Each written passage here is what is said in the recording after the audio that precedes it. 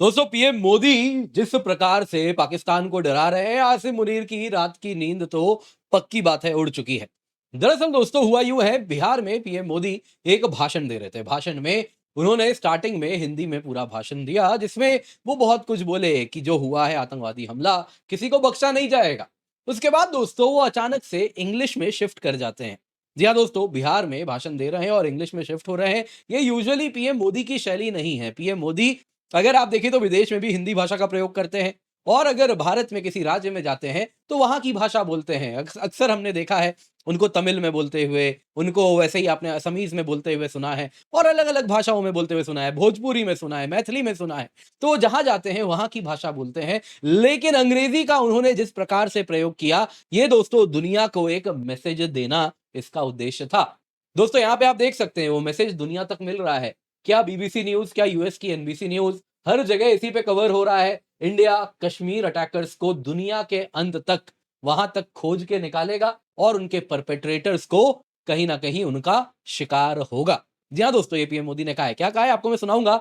हिंदी में क्या कहा है और इंग्लिश में क्या कहा है, दोनों आपको सुनाऊंगा। जी हाँ दोस्तों, यहाँ पे इतना ही नहीं, यहाँ पे पाकिस्तान में भी एक नेशनल सिक्योरिटी कमिटी उनकी जो है उसकी बैठक हुई। और उस बैठक के बाद, वैसे कहने की कमेटी है, सारा फैसला तो आप जानते ही आसिम मुनीर को लेना है, वो बस एक छलावा है, एक ढोंग है। खैर जो भी है दोस्तों, उसकी बैठक हुई और उसके बाद जानते हैं उन्होंने क्या कहा। पानी का रोकना, जी हाँ, वाटर ब्लॉक करना एक एक्ट ऑफ वॉर है। आज ही आपको मैंने इंडस वाटर ट्रीटी वाले वीडियो में कहा था कि देखिए पानी रोकना एक कहीं ना कहीं कासूस बेली के अंदर कंसिडर किया जाता है। तो पाकिस्तान वही कह रहा है, it is an act of war. अब सवाल उठता है, एक्ट ऑफ वॉर तो हो गया है, तो अब क्या तुम कुछ करके दिखा सकते हो। जी हाँ दोस्तों, पाकिस्तान ने दिखाया ना। पाकिस्तान अरेबियन सी में मिसाइल फायर किया, सोचा भारत डर जाएगा। उसके बाद जानते हैं क्या हुआ है। उसके बाद दोस्तों पाकिस्तानी नेवी दुम दबा के बैठी हुई है। कारण है आईएनएस विक्रांत अपने पोर्ट को, कारवार पोर्ट को छोड़ के बीच समुद्र में आ चुकी है और कहीं मूव कर रही है। कहां मूव कर रही है हम नहीं बताने वाले, खाली इतना बोलेंगे कि अब वो अरेबियन सी में, ओपन ओशन में आ चुकी है और पाकिस्तान बेहद परेशान है। दोस्तों यहां से कुछ चीजें बिल्कुल क्लियर दिख रही हैं कि जो भारत का रिस्पॉन्स है, जो हमने कल देखा इंडस वाटर ट्रीटी, मामला वहीं तक सीमित नहीं रहने वाला है, मामला आगे जाएगा। पीएम मोदी अंत तक, यहां पर उन्होंने ये वचन दे दिया है लोगों को। हमने देखा है इससे पहले भी सर्जिकल स्ट्राइक हुआ है, उसके पहले भी उन्होंने भाषण में हिंट्स दिए थे। जो हुआ है बदला लिया जाएगा, और वापस से उन्होंने कुछ ऐसे भाषण दिए जिसमें ग्लोबली भी अगर आप देखें तो दुनिया को भारत के साथ बांधा जा रहा है। क्या एग्जैक्टली कहा है आपको वो मैं सुनाऊंगा। तो आप यहां पे सबसे पहले उन्होंने क्या कहा है हिंदी में, पहले वो सुनिए। मैं बहुत स्पष्ट शब्दों में कहना चाहता हूं, जिन्होंने ये हमला किया है, उन आतंकियों को और इस हमले की साजिश रचने वालों को उनकी कल्पना से भी बड़ी सजा मिलेगी। सजा मिलकर के रहेगी।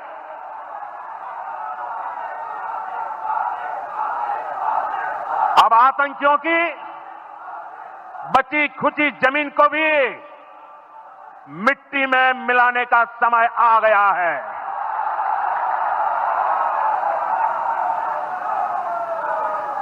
एक सौ चालीस करोड़ भारतीयों की इच्छा शक्ति अब आतंकी आकाओं की कमर तोड़ कर रहेगी।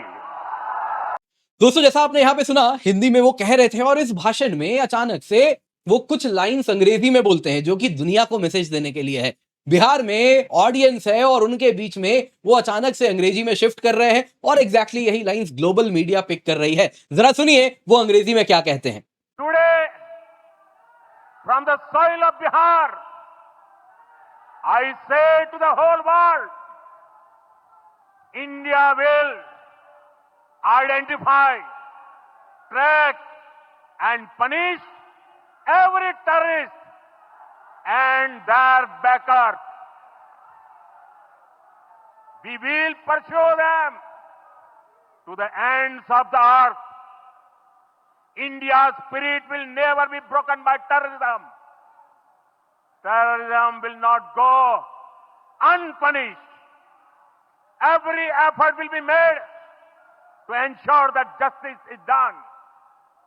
The entire nation is firm in this resolve. Everyone who believes in humanity is with us. दोस्तों जैसा आपने यहां पे सुना, मैसेज बड़ा लाउड एंड क्लियर था। Friends, today from the soil of Bihar, Bihar की भूमि से मैं आज आप सभी को, दुनिया को बताना चाहता हूं, भारत आइडेंटिफाई करेगा, ट्रैक करेगा, पनिश करेगा वो सभी आतंकवादी को और उसके बैकर्स को, यानी आसिम मुनीर की बात हो रही है, उन सभी को ढूंढ के, चाहे आप पृथ्वी के अंत में ही जाके कहीं क्यों ना छुप जाएं, आपकी शिनाख्त होगी और कार्रवाई होगी। जी हाँ दोस्तों, ये तो अंग्रेजी में कहा गया, उनका क्या, जिनको अंग्रेजी समझ में ना आती हो, ना हिंदी ही आए, तो उनके लिए इंडिया की जो पाकिस्तान में एम्बेसी है, उन्होंने उर्दू में भी लिख दिया। जी हाँ दोस्तों, यहाँ पे आप देख सकते हैं, उर्दू में लिख दिया है। क्या एग्जैक्टली लिखा है आपको मैं बताता हूं। उन्होंने साफ साफ कहा कि देखिए, जो आतंकवादी हैं, ये पाकिस्तान को बताया जा रहा है, भारत की एम्बेसी इंडिया इन पाकिस्तान, उसने लिखा है, यानी पाकिस्तानियों सुन लो, टेररिज्म को पनिश किया जाएगा, वो सारे एफर्ट्स किए जाएंगे जिसके द्वारा जस्टिस सर्व की जाए। पूरा देश आज खड़ा है इस फैसले के साथ कि आतंकवादियों को ढूंढ ढूंढ के शिकार किया जाएगा, ये प्राइम मिनिस्टर ने कहा। आगे सुनिए, भारत उनको आइडेंटिफाई करेगा, ट्रैक करेगा, पनिश करेगा, उनके हैंडलर्स को, उनके बैकर्स को, सभी को पनिश किया जाएगा, उनको पृथ्वी के अंत तक हम चेज करेंगे। टेररिज्म, आतंकवाद कभी भी भारत की आत्मा को ऐसे तोड़ नहीं सकता है। ये मत सोचिएगा हम टूट जाएंगे। आपने जो किया है, टेररिज्म पनिश किया जाएगा, वो सारे एफर्ट्स किए जाएंगे जिसके द्वारा जस्टिस सर्व की जाएगी। आज पूरा भारत इस कहीं ना कहीं रिजॉल्व के साथ, इस संकल्प के साथ खड़ा है। वो सभी जो ये यकीन करते हैं ह्यूमैनिटी हमारे साथ है, उन लोगों को, अलग अलग देशों को, उन सभी देशों के लीडर्स को ये समय आ गया है, हमारे साथ खड़े हो जाइए। और खड़ा होने के लिए क्या हो रहा है जरा जानते हैं आप। जी हाँ दोस्तों, यहां पे अगर आप देखें तो इंडिया ने अलग अलग देशों के डिप्लोमैट्स को बुलाया और सभी को पहलगाम टेरर अटैक के बारे में अपडेट्स दिए। इसमें China, Japan, western countries, USA, सभी के डिप्लोमैट्स खड़े थे। पाकिस्तान ने क्या किया? पाकिस्तान दोस्तों वही जो पहले से करता आया है।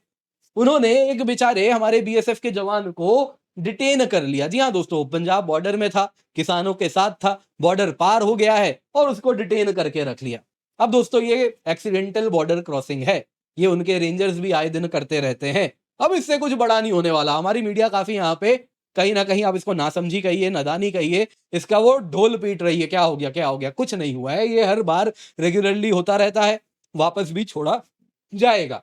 खैर दोस्तों, यहाँ पे इनका तो वापस आना तय है, निश्चित है, ऐसा कोई गुनाह इनसे नहीं हुआ है, ये रेगुलरली वहां पे बॉर्डर में होता रहता है। लेकिन पाकिस्तान में कुछ बड़ा हुआ। जी हाँ दोस्तों, अगर आप देखें तो प्राइम मिनिस्टर शहबाज शरीफ ने चेयर की एक मीटिंग नेशनल सिक्योरिटी कमिटी की। जी हाँ, और उसमें क्या किया जाए, भारत के अनंतनाग डिस्ट्रिक्ट पहलगाम अटैक, भारत का तो वो खैर बोल ही नहीं पाते हैं, हाँ क्या बोलते हैं, पहलगाम अटैक के बाद क्या जवाब दिया जाए भारत को, तो उसमें कुछ इंपॉर्टेंट फैसले उन्होंने लिए।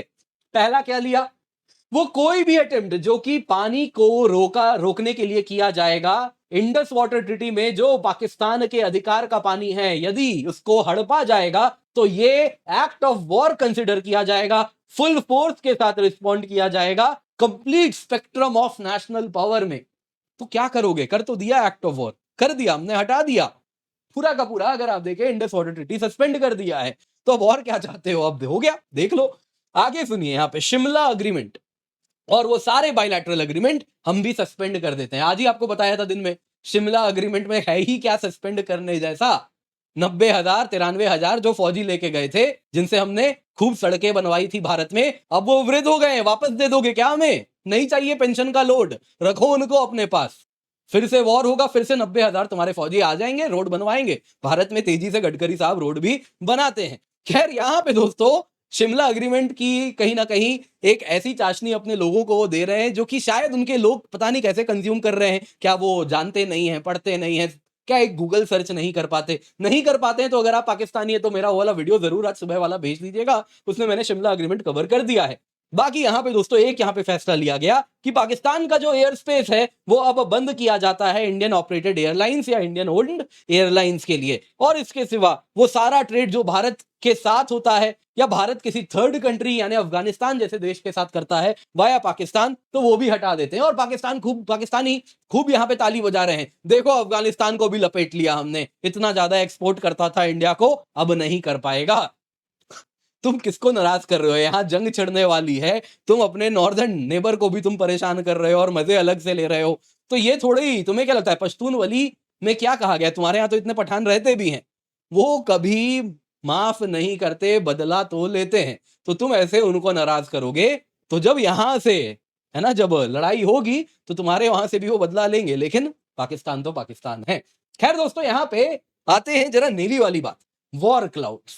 पाकिस्तान ने सोचा भारत को डराएगा। यहाँ पे क्या हुआ दोस्तों, इस प्रकार से पब्लिक किया गया अरेबियन सी, पाकिस्तान, ये चार्ट्स दिए जाते हैं, नेवी शिप यहाँ पर जाए, जाके लाइव फायरिंग करे, है ना, दो चार गोली वोली चलाई जाए, है ना, दो चार गोला चलाया जाए, कोऑर्डिनेट दिए गए।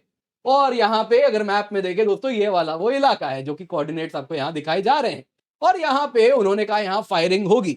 अब दोस्तों इनकी पुरानी नेवी गई, पुराने गोली और गोले चलाए गए, और इनको लगा कि यहाँ किला फतेह हो गया। उसके बाद क्या हुआ जानते हैं? उसके बाद दो चीजें हुई। एक तरफ तो आईएनएस सूरत, इंडियन नेवी की जो लेटेस्ट गाइडेड मिसाइल डिस्ट्रॉयर है, वो वहां गई, आपको वीडियो में दिखाऊंगा। वैसे उन्होंने medium range surface to air missile test किया, और इसको अगर आप देखें तो ये मिसाइल इजराइल के साथ हमने जॉइंटली डेवलप किया है। 70 किलोमीटर का इंटरसेप्शन इसका रेंज है, और ये अगर आप देखें सरफेस टू एयर मिसाइल है। उनके जैसा पुराना सरफेस टू सरफेस मिसाइल नहीं, हवा में ही मिसाइल को गिराने में सक्षम है ये। और अगर आप देखें तो ये मिसाइल सी स्किमिंग टारगेट, है ना, ऊपर नहीं, जस्ट शिप के पास भी आ जाए, बिल्कुल नीचे वाले टारगेट को भी गिराने में सक्षम है। आप देख सकते हैं दोस्तों, ये वीडियो भी फिर पोस्ट किया गया है यहाँ पे कुछ इस प्रकार से। आप देखें, स्पोक्सपर्सन नेवी, इंडियन नेवी की latest indigenous guided missile destroyer INS Surat, इस प्रकार से यहाँ पे precision cooperative engagement of a sea skimming target कर रही है। बेसिकली दोस्तों क्या जो हो रहा है यहाँ पे, पाकिस्तान को मैसेज दिया जा रहा है, तुम्हारे वो जो पटाखे तुमने चलाए वो दिवाली में हम चलाते हैं, यहाँ पे ये हो रहा है एक्चुअल गेम। क्या है जरा वीडियो आप स्वयं देखिए।